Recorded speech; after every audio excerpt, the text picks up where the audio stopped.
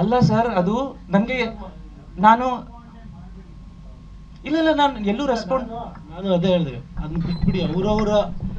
ಅವ್ರವ್ರ ಸ್ವಾರ್ಥ ಗಿಮಿಕ್ಕು, ಅವ್ರವ್ರ ಸ್ವಾರ್ಥಕ್ಕೆ ಲಾಭಕ್ಕೆ ಏನು ಮಾಡಿ ಎಲ್ಲರೂ ಹೇಳಿಲ್ಲ. ತುಂಬಾ ಕನ್ಸರ್ನ್ ಬಂದರು ಕೆಲವರು, ಅಲ್ಲೆಲ್ಲಿ ಒಂದಿಬ್ರು ಯಾರೋ ಗಿಮಿಕ್ ಅಂತ, ಅದು ಅವ್ರ ಗಿಮಿಕ್. ಈಗ ಐಸಿಯುನಲ್ಲಿ ಇದ್ದಾನೆ, ಕೈಕಾಲು ಮುರಿದೋಗ್ಬಿಟ್ಟಿದೆ. ಯಾರಾದ್ರೂ ಅದ್ರ ಏನಾದ್ರೂ ಹೇಳಿದೀವ? ಯಾವ್ದು ಗಿಮಿಕ್ ಹಾಗಾದ್ರೆ? ಯಾರ ಸ್ವಾರ್ಥ ಕೆಲಸ ಮಾಡ್ತಿದ್ದಾರೆ? ಸರ್ ಇನ್ನೊಂದು ವಿಷಯ, ಸುಧೀಂದ್ರ ಸರ್ ನಿಮ್ಗೆ ಸರ್ ಇನ್ಫಾರ್ಮ್ ಮಾಡಿದಾಗ ಕಂಪ್ಲೀಟ್ ಆಗಿ ಮಾಹಿತಿ ಕೊಟ್ಟಿದ್ರು ಅಲ್ವಾ, ನಾನು ಎಲ್ಗೆ ಹೋಗಿದ್ದೆ, ಏನಾಗಿದೆ, ಏನ್ ಬಂದಿದ್ದು ಎಲ್ಲ. ಸರಿ, ಅದ್ರ ಮಧ್ಯ ಡ್ರಿಂಕ್ ಮಾಡ್ತಿದ್ರಾ ಅಂತ ಹೇಳಿದ್ರಲ್ಲ, ಅದು ಗಿಮಿಕ್. ಯಾರೋ ಆತರ ಹಾಕಿದ್ರು. ಹಾ, ಇನ್ಫಾರ್ಮೇಶನ್ ಹೋಗಿದೆ, ಫಸ್ಟ್ ಇನ್ಫಾರ್ಮೇಶನ್ ಏನ್ ಹೋಗಿದೆ ಅದನ್ನ ಪ್ರೆಸೆಂಟ್ ಮಾಡೋದು ಅಷ್ಟೇ ನನ್ಗೆ ಅನ್ಸುತ್ತೆ. It's like fair enough. ಅದ್ರ ಜೊತೆಗೆ ಬೇರೆ ಏನೇ ಸೇರಿಸಿದ್ರು ಆ ಗಿಮಿಕ್ ನಾನ್ ಹೊಣೆ ಅಲ್ಲ. ನನ್ನ ಇನ್ಫಾರ್ಮೇಶನ್ ಏನಿದೆ ನಾವು ಅದನ್ನ ತಲುಪಿಸಿದೀವಿ, ಅದನ್ನ ಯಾವ ರೀತಿ ತೋರಿಸ್ತಾರೆ ಅದ್ರ ಮೇಲೆ ನನ್ನ ಕಂಟ್ರೋಲ್ ಹೇಗಿದೆ. ನಾನು ಹೇಳಿಲ್ವಾ, ಸಿನಿಮಾಗ್ ನಾವು ಕಮರ್ಷಿಯಲ್ ಮಾಡಿರ್ಬೋದು, ಬೇರೆ ಯಾವ್ದಕ್ಕೂ ನಮ್ದು ಆಗಿರಲ್ಲ. ಸೊ ನಾವು ಸಿನಿಮಾಗೆ ನಮ್ಮ ಕೈಲಿ ಒಂದು ಕಂಟ್ರೋಲ್ ಇರ್ಬೋದು, ಏನ್ ವಿಚಾರ ಹೋಗ್ತಿದೆ ಅಂತ. ಬೇರೆ ಏನೇ ಆದ್ರೂ ಅದಕ್ಕೆ ನಾನು ಮಾಡೋದೇ ಆಗಿದ್ರೆ 4 ವಾರ ಮುಂಚೆ ಮಾಡಿ 4 ದಿನ ಬೆಡ್ಡಲ್ಲೇ ಕೂತ್ಕೊಂಡು ಅಳ್ತಾ ಇರ್ತಿದ್ದೆ. ಆಮೇಲೆ ಆ ಫಸ್ಟ್ ವಿಡಿಯೋ ಏನ್ ಬಿಟ್ನಲ್ಲ, ಗಿಮಿಕ್ ಆಗಿದ್ರೆ, ಸಿನಿಮಾ ಗಿಮಿಕ್ ಆಗಿದ್ರೆ, ಅಯ್ಯೋ ನನ್ನ ಕೈಕಾಲು ಮುರಿದೋಗಿದೆ, ನೀವೇ ನಂಗೆ ಸಪೋರ್ಟು, ದಯವಿಟ್ಟು ಸಿನಿಮಾಗೆ ಬನ್ನಿ, ನಿಮ್ ಬಿಟ್ಟು ನಾನು ಆ ಥರ ಏನಾದರೂ ವಿಡಿಯೋ ಮಾಡಿ ಹಾಕ್ತಿದ್ದೆ. ಫಸ್ಟ್ ವಿಡಿಯೋ ಯಾಕೆ, ನಂಗೆ ಏನೂ ಆಗಿಲ್ಲ, ದಯವಿಟ್ಟು ಯಾರೂ ಪ್ಯಾನಿಕ್ ಆಗಬೇಡಿ. ನಂಗೆ ಲಿಟ್ರಲಿ ಆ ಟೈಮಲ್ಲಿ ನಾನು ಹೇಳಿದ್ನಲ್ಲ, ಒಂದಷ್ಟು ಆಶ್ರಮ, ಆಮೇಲೆ ನನ್ನ ತುಂಬಾ ಇಷ್ಟಪಡೋರು ನಮ್ಮ ತಂದೆ ತಾಯಿ, ಇವ್ರಿಗೆ ಯಾವ ರೀತಿ ರೀಚ್ ಆಗ್ತಿದೆ, ಇವ್ರು ಪ್ಯಾನಿಕ್ ಆಗ್ತಾರ ಅಂತ ಒಂದೇ ವಿಷಯ ನನ್ನ ತಲೆಯಲ್ಲಿ ಇದ್ದಿದ್ದು. ಸೊ ಅವ್ರಿಗೆ ವಿಷಯ ಗೊತ್ತಾಗಬಾರ್ದು ಅಂತಾನೆ ನಾನು ರಾತ್ರಿ ಎಲ್ಲ ಇದ್ದಿದ್ದು.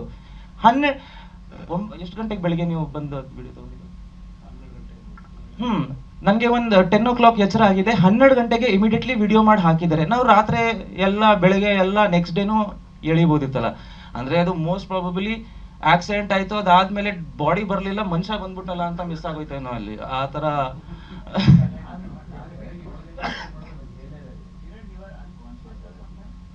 ಅಂದ್ರೆ ಸರ್ ಅದು ಲ್ಯಾಪ್ಟಾಪ್ ಇತ್ತು, ನಾವು ಪ್ರೆಸ್ ಡೇ ಎಲ್ಲ ವಿಡಿಯೋ ಆಗಿತ್ತಲ್ಲ, ನಾನು ಅದ್ರ ಸ್ವಲ್ಪ ಇದು ನೋಡ್ತಿದ್ದೆ. ಅವ್ರು ಸಡನ್ಲಿ ಬ್ರೇಕ್ ಆಗಿತ್ತು, ಅದು ಇಲ್ಲಿ ಡಯಾಫ್ರಾಮ್ ಹೊಡೆದಿದೆ. ಸೊ ನಿಮ್ಗೆ ಆಕ್ಸಿಜನ್ ಇಂಟೇಕ್ ತುಂಬಾ ಕಡಿಮೆ ಆಗೋಗುತ್ತೆ, ನಿಮ್ಗೆ ಬ್ರೀದಿಂಗ್ ಶಾರ್ಟ್ ಆಗೋಗುತ್ತೆ. ಆ ಶಾರ್ಟ್ ಬ್ರೀದಿಂಗ್ ಇಂದ ಸಡನ್ಲಿ ಬ್ಲ್ಯಾಕ್ ಔಟ್ ಆಗುತ್ತೆ ಒಂದು 5-4 seconds.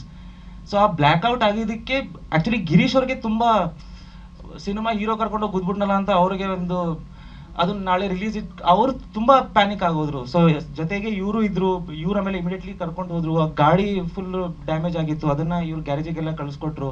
ನಾನು ಇವ್ರಿಗೆ ಅದೇ ಹೇಳ್ತಿದ್ದೆ, ದಯವಿಟ್ಟು ನಮ್ಮ ತಂದೆ ತಾಯಿಗಂತೂ ವಿಷಯ ಗೊತ್ತಾಗಬಾರ್ದು. ಬಿಕಾಸ್ ಒಂದು ಹ್ಯಾಪಿ ಎನ್ವೈರ್ಮೆಂಟ್ ಇದೆ, ನಾಳೆ ಸಿನಿಮಾ ರಿಲೀಸ್ ಆಗ್ತಿದೆ, 2 ವರ್ಷ ಅದಕ್ಕೋಸ್ಕರ ಕಷ್ಟಪಟ್ಟಿದ್ದೀನಿ, ಇವತ್ತು ಈ ತರ ಆಗಿದೆ ಅಂತ ಗೊತ್ತಾದಾಗ ಆಬ್ವಿಯಸ್ಲಿ ಅವ್ರಿಗೆ ದುಃಖ ಆಗುತ್ತೆ. ನನಗೆ ಇಲ್ಲಿ ನಂದು ಏನೋ ಒಂದು ಚಿಕ್ಕ ಸ್ವಾರ್ಥ ಆಗ್ಬೋದು ಅಂತ ಅಲ್ಲಿ ಸಾವಿರಾರು ಜನಕ್ಕೆ ಕಣ್ಣೀರ್ ಹಾಕ್ಸಕ್ ನನ್ಗಂತೂ ಇಷ್ಟ ಇಲ್ಲ.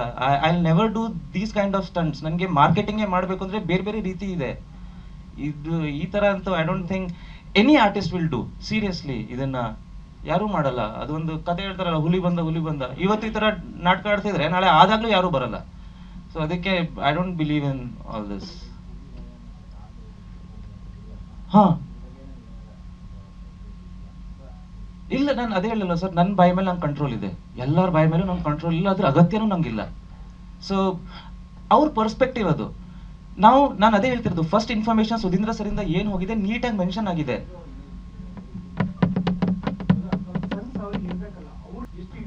ಇಡೀ ಜೀವನ ಅದಕ್ಕೆ ಅವರು ಒಂದು ಆ ಸಿನಿಮಾಗೆ, ಆ ಪ್ರಿಪರೇಷನ್ಗೆ, ಒಂದು ವ್ಯಕ್ತಿತ್ವನ ಕಾಪಾಡ್ಕೊಳ್ಳೋಕ್ಕೆ, ಒಂದು ದೇಹನ ಕಾಪಾಡ್ಕೊಳ್ಳೋಕ್ಕೆ ಎಷ್ಟೆಲ್ಲ ಶ್ರಮ ಇರುತ್ತೆ.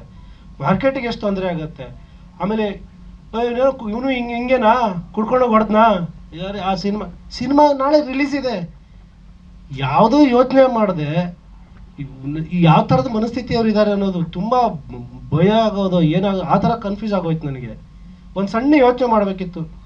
ಒಬ್ಬ ಹೀರೋ ಅವನ ಸಿನಿಮಾ ನಾಳೆ ರಿಲೀಸ್ ಆಗುತ್ತೆ, ಕುಡ್ಕೊಂಡೋಗಿ ಹೊಡೆದ್ನಾ ಅಂದ್ಬಿಟ್ರೆ ಒಂದು ಏನು ಮೈಂಡಿಗೆ ಏನು ಬರುತ್ತೆ ನೋಡೋನಿಗೆ, ಇವನು ಅದೇ ಸಾಲಲ್ಲೇ ಇರೋನೇನೋ ಅಂತ ಹಂಗೆ ಬರಲ್ವಾ. ಸೊ ಆಮೇಲೆ ಇಷ್ಟು ದಿನ ಇವ್ರದ್ದು ಸೀರಿಯಲಿಂದ ಬಂದ ಇಮೇಜ್, ಒಂದು ಫ್ಯಾಮಿಲಿ ಎಲ್ಲ ಅವ್ರಿಗೆ ಕನೆಕ್ಟ್ ಆಗಿದೆ, ಆಡಿಯನ್ಸ್ ಇದಾರಲ್ಲ, ಸಡನ್ ಅಂತ ಅವ್ರ ಮೈಂಡಿಗೆ ಬಂದ್ಬಿಡುತ್ತೆ. 2 ದಿನ ಅವ್ರ ಸಿನಿಮಾಗೆ ಬರ್ದಿದ್ರೆ ಸಾಕು ಸರ್, ನಮ್ಮ ಸಿನಿಮಾ ಆಚೆ ಹೋಗ್ಬಿಡುತ್ತೆ. ಎಷ್ಟು ಡೇಂಜರ್ ಇದೆ ಅಂತ ಅದನ್ನೆಲ್ಲ ಒಂಚೂರು ಯೋಚನೆ ಮಾಡ್ಬೇಕು ಆ ಥರ ಹೇಳುವಾಗ.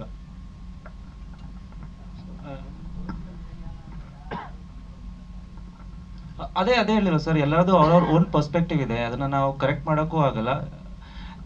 ನನಗೆ ಗೊತ್ತಿರೋ ಹಾಗೆ ನನ್ನ ಪರ್ಸ್ನಲಿ ನನ್ಗೆ ಯಾರ್ಯಾರು ಪರಿಚಯ ಇದೆ, they will know the fact. ನನಗೆ ಏನೇ ಹೆಚ್ಚು ಕಡಿಮೆ ಆದರೆ ಅವ್ರಿಗೆ ಎಫೆಕ್ಟ್ ಆಗುತ್ತೆ, ಅವ್ರಿಗೆ ನನ್ನ ಬಗ್ಗೆ ಗೊತ್ತಿದ್ರೆ ಸಾಕು.